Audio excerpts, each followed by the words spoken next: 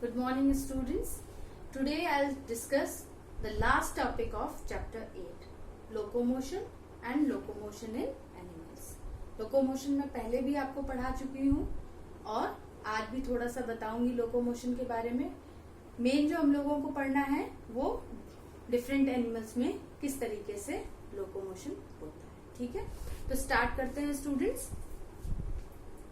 As I told you, locomotion, the movement of the whole body of an organism from one place to another is called locomotion.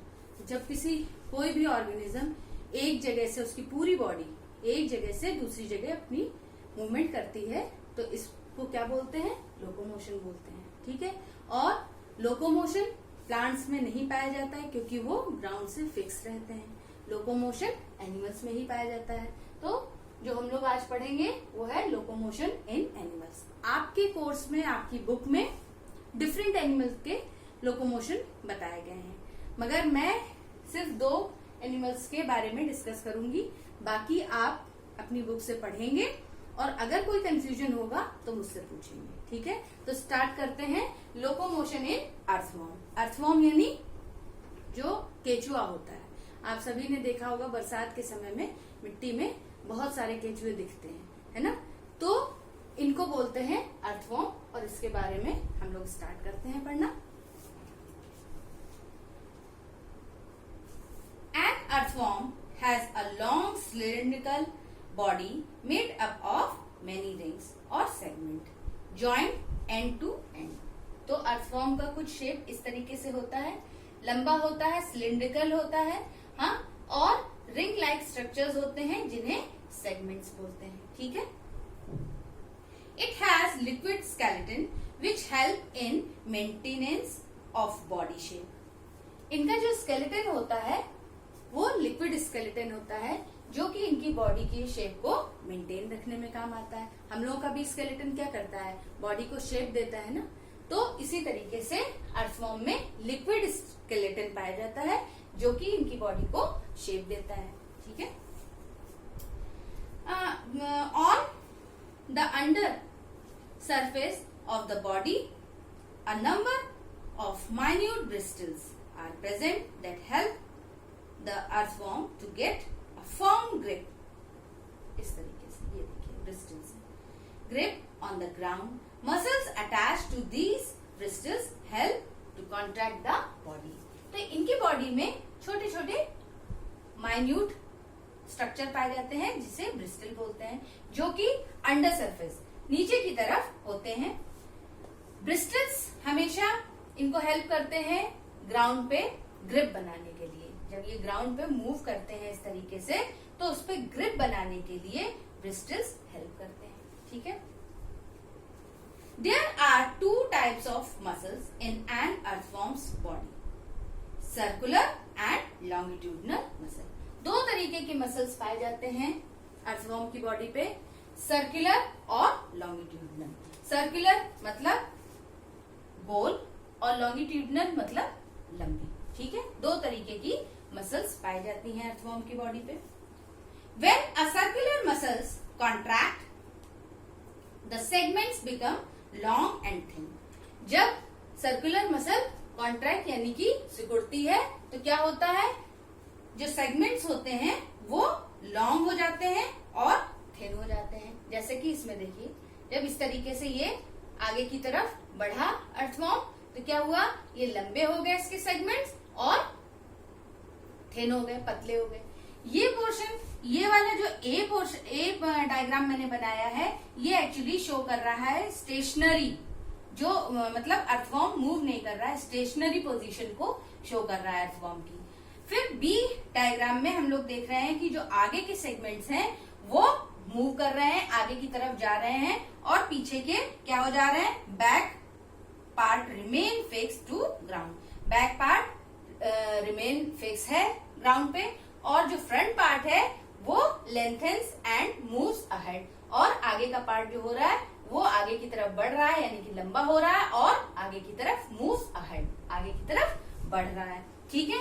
C part में हम लोग देख रहे हैं कि आगे वाला पार्ट जब वो हो गया तो front part shortens and pull ahead. Ahead, और फ्रंट पार्ट छोटा हो गया, यानी कि जो इसके सेगमेंट्स हैं वो छोटे होने लगे, और पीछे का पार्ट फिर से वो अपनी तरफ खींचने लगा, तो क्या हुआ, बैक पार्ट लेंथेज, और पीछे का पार्ट लंबा होने लगा। ठीक है, फिर डी डायग्राम में हम लोग देख रहे हैं कि जब इस तरीके से बैक पार्ट भी आगे की तरफ बढ़ गया तो इतना एरिया कवर कर लिया और अर्थवॉर्म इतना मूव कर पाया।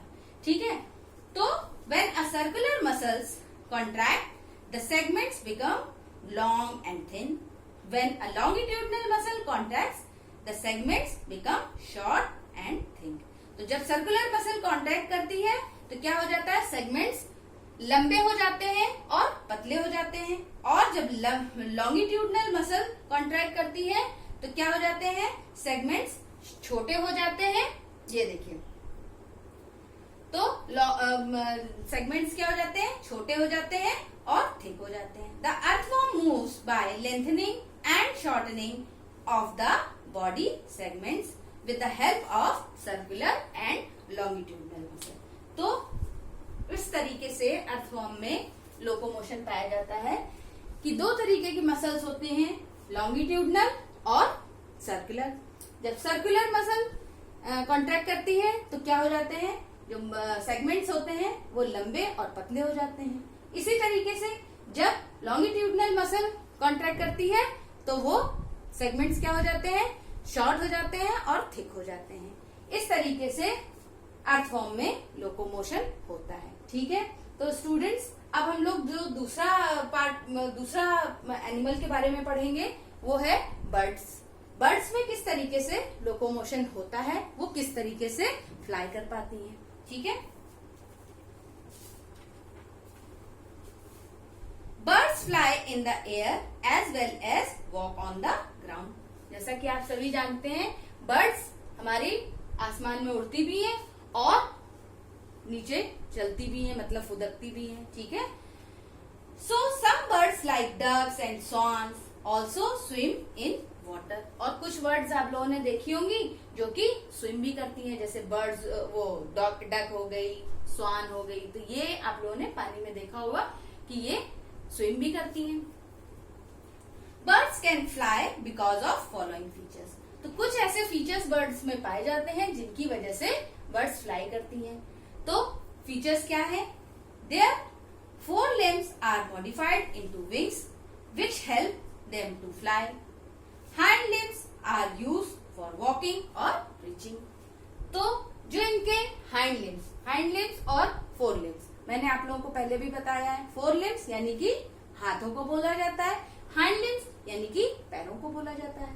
तो इनके जो hind limbs होते हैं वो क्या होते हैं, इस तरीके से, इसमें ये तो उड़ता हुआ बर्ड है, सपोज इस तरीके से होते हैं।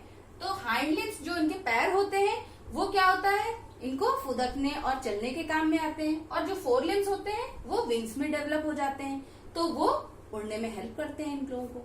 ठीक है, second point is they have streamline body that cut the air current while flying. इनकी स्ट्रीमलाइन बॉडी होती है जिसकी वजह से ये एयर करंट को कट कर पाते हैं और इजिली उड़ पाते हैं। Their bones are hollow which makes their body light। इनकी बोन्स जो होती हैं, बर्ड्स की बोन्स जो होती हैं वो हॉलो होती हैं, यानी कि खोखली होती हैं, जिसकी वजह से वो हल्की होती हैं और इजिली ये उड़ पाते हैं। And the last point is they have powerful chest muscles which help them in flapping their wings during flight। और इनकी जो चेस्ट बोन होती है ना, चेस्ट मसल्स जो होती हैं, सॉरी, वो इतनी पावरफुल होती हैं जिसकी वजह से ये इजिली मतलब तेज हवा का भी सामना कर पाते हैं और इजिली उड़ पाते हैं। तो स्टूडेंट्स, आज हम लोगों ने लोकोमोशन और लोकोमोशन इन एनिमल्स, डिफरेंट एनिमल्स पढ़ा, अर्थवॉर्म के बारे में पढ़ा और बर्ड्स के बारे में पढ़ा। हालांकि आपकी बुक में स्नेक के बारे में, फिश, स्नेल, कॉकरोच, ये सारे दिए हुए हैं, और ये अर्थवॉर्म और बर्ड का ही थोड़ा सा डिफरेंट था, इसलिए मैंने आपको डिस्कस किया। बाकी आप ये जितने रेस्ट बच गए हैं उनको आप लोग अच्छी तरीके से पढ़ेंगे। इफ इन केस आपको कोई प्रॉब्लम आती है तो प्लीज मुझसे जरूर पूछेंगे। और आज हम लोगों का ये चैप्टर कंप्लीट हो गया है, तो काम ये है कि इस पूरे चैप्टर को अच्छे से पढ़ेंगे, जो भी डिफिकल्ट वर्ड्स हैं वो आप लिखेंगे और मुझसे पूछेंगे। And the last one is कि आपको सारी एक्सरसाइज इसकी देखनी है इस चैप्टर की, और कोशिश करनी है अपने आप फाइंड आउट करने की। ठीक है, अगर कोई प्रॉब्लम होती है तो please let me know. Thank you students.